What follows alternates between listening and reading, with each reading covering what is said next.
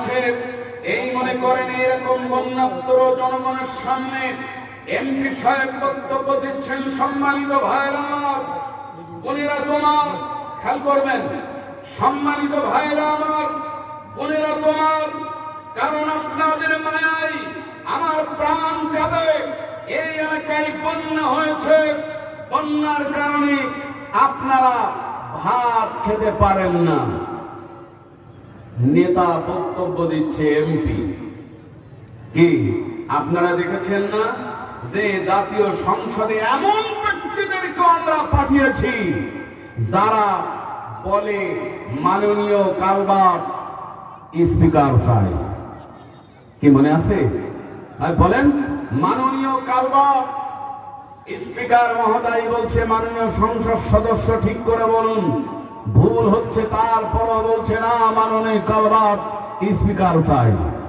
কি শুধু তাই নয়, সে বলেছে যে আমি যদি একবার এমপি হয়ে আপনাদের দায়িত্ব নিতে পারি তাহলে সরু রাস্তা সিটা করে দেব।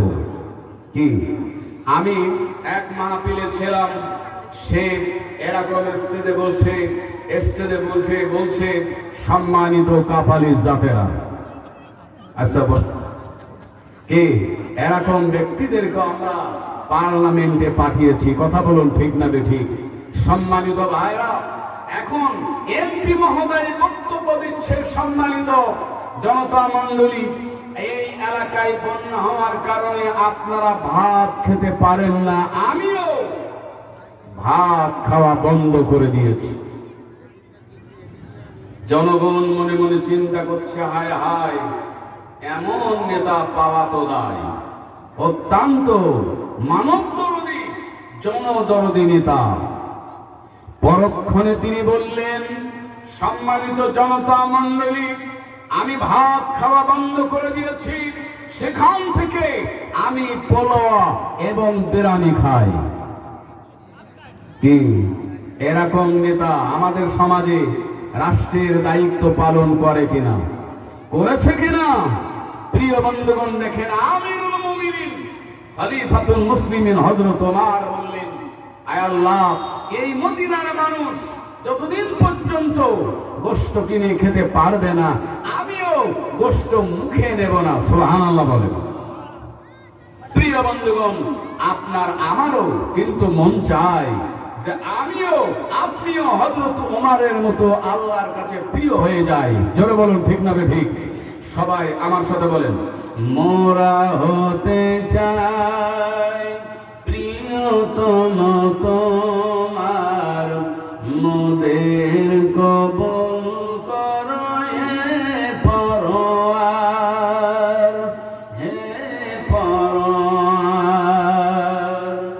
মোরা জানতে পারি নির্ভীক সৈনিক, জনম ছিলেন তোমার। এই মোনাজাত তোমার কাছে আল্লাহ করি বারে বার। বলেন, মোরা হতে চাই প্রিয়তম তোমার, মোদের কবুল করো হে পরওয়ার, হে পরওয়ার। শিক্ষা দিয়ে বলুন না মারহাবা। প্রিয় বন্ধুগণ, কিন্তু দেখেন কোরআন দিয়ে হাদিস দিয়ে ইসলামের আলোকে রাষ্ট্র সমাজ পরিচালনা করতে হলে, আন্তর্জাতিক অঙ্গন পর্যন্ত পরিচালনা করতে হলে আপনার আমার ভিতরে কোরআনের জ্ঞান অবশ্যই অর্জন করার প্রয়োজন আছে না নাই? কথা বলতে হবে, আছে না নাই? কারণ আপনাকে আমাকে অন্তত দৈনিক এমন একটা চ্যাপ্টার তৈরি করে নিতে হবে, আপনার রুটিন করে নিতে হবে। দৈনিক কোরআনের আয়াত অর্থ সহ এতটি আয়াত, দৈনিক আপনার এতটি হাদিস, এরপরে ইসলামী সাহিত্য এত পৃষ্ঠা। এইভাবে যদি আপনি আমি ইসলামের জ্ঞান অর্জন করতে পারি, যদি কোরআনের জ্ঞান, কোরআনের শিক্ষা, হাদিসের শিক্ষা যদি অর্জন করতে পারি, তাহলে আপনি আমি আরবি ভাষায় পারদর্শী হলে পরে আপনি আমি এই রাষ্ট্র কোরআন হাদিসের আলোকেই পরিচালনা করতে পারবো। কথা বলেন ঠিক না বেঠিক? প্রিয় বন্ধুগণ, দেখেন মসজিদের সঙ্গে আপনার সকালবেলা ফজরের নামাজের পরে মসজিদের সঙ্গে যে মক্তবগুলি রয়েছে বিভিন্ন এলাকায়, এখানেই কিন্তু ভাইজানদের মতো আলেমেরা আমাদের ছোট্ট সোনামণিদেরকে আপনার নামাজের দোয়া শিখায়, হাদিস মুখস্থ করিয়ে দেয়, তারপরে ওযু গোসল এগুলি কিন্তু দোয়া, সব মাসনুন দোয়া এগুলি কিন্তু মক্তবে বাচ্চাদেরকে শেখানো হয়। কথা বলেন ঠিক না বেঠিক? বিশ্বনবী সাল্লাল্লাহু আলাইহি ওয়াসাল্লাম বলেছেন, ইযা আফসান আওলাদুকুম, রাসূল বললেন তোমাদের কলিজার টুকরা ছোট্ট বাচ্চাগুলি যখন কথা বলতে শিখে, ফায়ুআল্লিমুহুম লা ইলাহা ইল্লাল্লাহু মুহাম্মাদুর রাসূলুল্লাহ। খেয়াল করেন, বিশ্বনবী বললেন তোমাদের বাচ্চাগুলি যখন কথা বলতে শিখে, তোমরা তখন তাদেরকে শিখাও লা ইলাহা ইল্লাল্লাহ, আল্লাহ ছাড়া কোনো আইনদাতা নয়, আর মুহাম্মদ আল্লাহ তাআলা সাল্লাল্লাহু আলাইহি ওয়াসাল্লাম মহান আল্লাহ তাআলার প্রেরিত বান্দা এবং রাসূল। একবার জোরে জোরে আওয়াজ দিয়ে বলুন না সুবহানাল্লাহ। আল্লাহর নবী বিশ্বনবী অন্য একটা হাদিস শরীফের মধ্যে বললেন, প্রতিটা পরিবারের প্রধান, খেয়াল করেন, প্রতিটা পরিবারের প্রধান যিনি থাকবেন কিয়ামতের ময়দানে, ওই পরিবারের প্রধানকে আল্লাহ পাক কৈফিয়ত তলব করবেন, তোমার অধীনস্থ যারা ছিল এদেরকে তুমি কোরআনের জ্ঞান শিক্ষা দিয়েছিলে কিনা, হাদিসের জ্ঞান শিক্ষা দিয়েছিলে কিনা।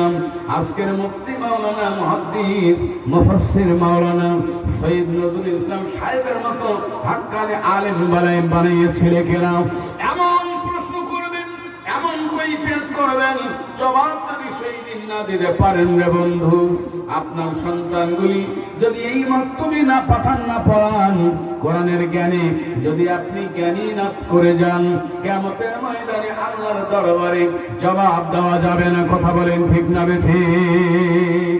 জোরে বলেন যাবে? জোরে বলেন যাবে? আল্লাহর নবী বিশ্বনবী দেখেন মক্কা থেকে মদিনায় হিজরত করে তিনি চলে গেলেন, এই মদিনায় একটা মসজিদ তৈরি করলেন। মদিনার মানুষ বিশ্বনবীকে এত মহব্বত করেছে, মদিনার নামে এই মসজিদের নবী নামে আপনার মসজিদের নামকরণ করেছে। এই মসজিদের নাম তারা দিল মসজিদে নববী। ধরে বলুন সুবহানাল্লাহ। আমার কথা কি বোঝা যায়? বুঝতে পারছেন সবাই? প্রিয় বন্ধুগণ, আল্লাহর নবী বিশ্বনবী ওই মসজিদ নববীর সামনে এমন একটা ঘর তৈরি করে দিলেন, খেয়াল করেন, এমন একটা ঘর তৈরি করে দিলেন যেটার কোনো ছাউনি নাই। এখন আপনারা যেমন বিনা ছাউনিতে খোলা আকাশের নিচে বসে আছেন, ওই ঘরটির উপরে ছাউনি ছিল খেজুরের পাতা, আর চতুর্দিকে কোনো দেওয়াল নাই।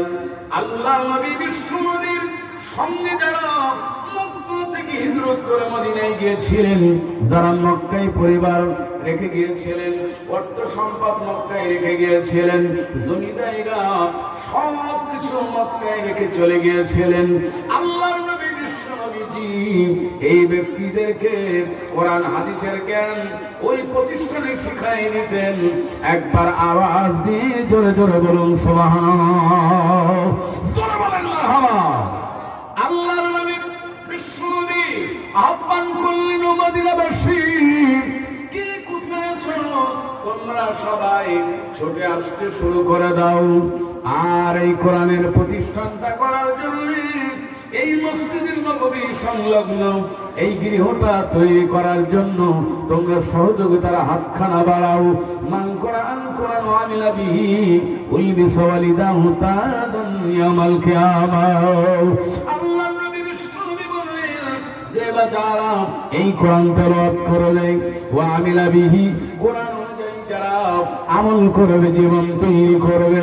উলবিস ওয়ালিদান তাআদানি আমল কিয়ামা, আল্লাহ তাআলা কিয়ামতের ময়দানে আর এই কোরআন যারা শিখবে, হাদিসের জ্ঞান যারা শিখবে, এদেরকে যারা ঘর তৈরি করে দিবে, এদেরকে যারা সাহায্য সহযোগিতা করবে, আমার নবী যে বলেন কিয়ামতের দিন ওদের আপনার এই সহযোগিতা করার কারণে দানকারীদের মাথায় আর এলেম অর্জনকারীদের মাথায়, পিতা মাতার মাথায় আল্লাহ তাআলা জান্নাতি টুপি পরায়া হাসরের ময়দানে উঠায় নেবেন।